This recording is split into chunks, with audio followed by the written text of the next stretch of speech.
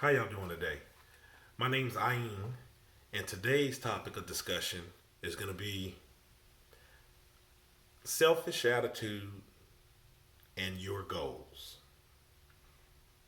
Selfish attitude and your goals.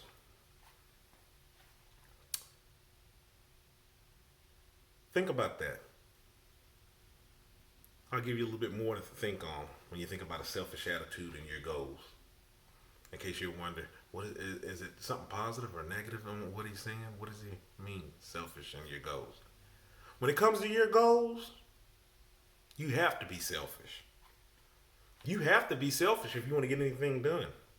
It's funny because I was talking to a friend about it, and what was going on was we were talking on the phone, and basically what I was just kind of talking and letting them know was it wasn't that I was trying to brush them off to the side or whatnot.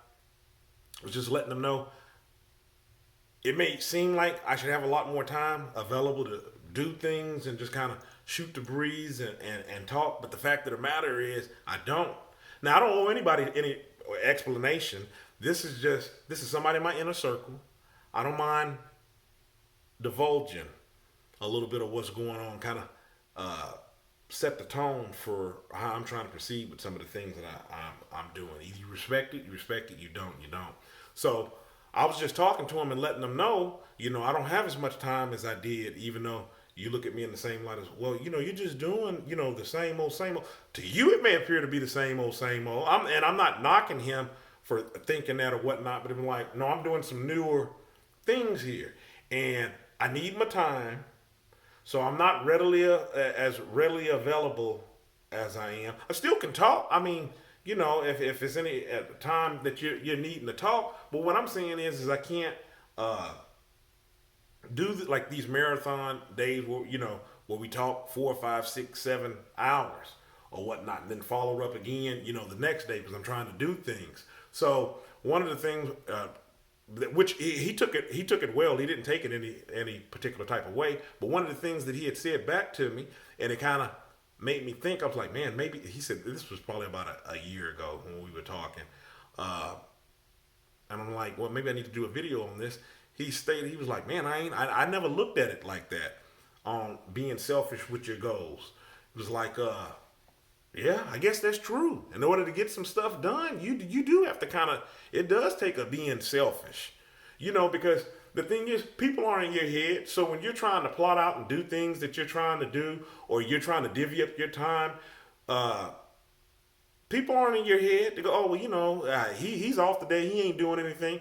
No, I may be off from doing what that I do, but I have other things in the works, other things that I'm working on. So, excuse me, to kind of blow this topic up some more of talking about being selfish with your goals, you do have to have that time set aside for doing what you want to do. You have to protect those things that you're trying to do. You have to embrace them. You have to own them. You have to. It's like anything that you cherish. Anything that you cherish, you wouldn't just throw it out and about to some dogs and let it be, chewed up and mishandled. You would want to protect that. So it's the same thing with your dream, your gift, your goals, whatever it is that you're trying to do.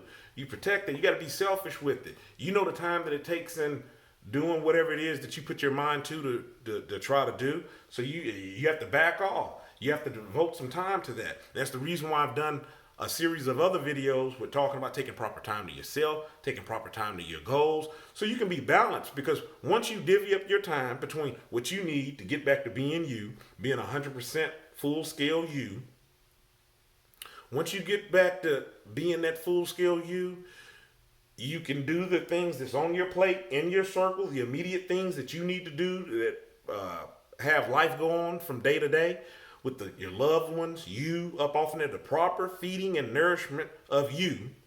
Then you deal with others. Now, sometimes things, that's the ideal way. Sometimes things come in the picture, the unforeseen circumstance and consequences, things come in the picture and you deal with them as needed. But this shouldn't be a regular occurrence of things.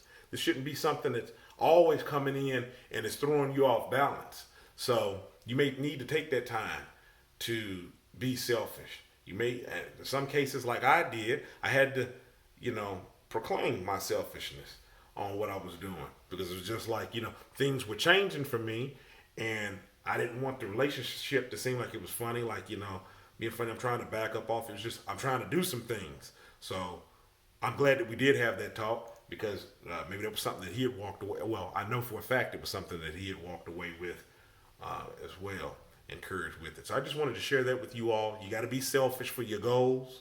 Nobody else is going to do it for you. Nobody else is going to say, hey, that's enough.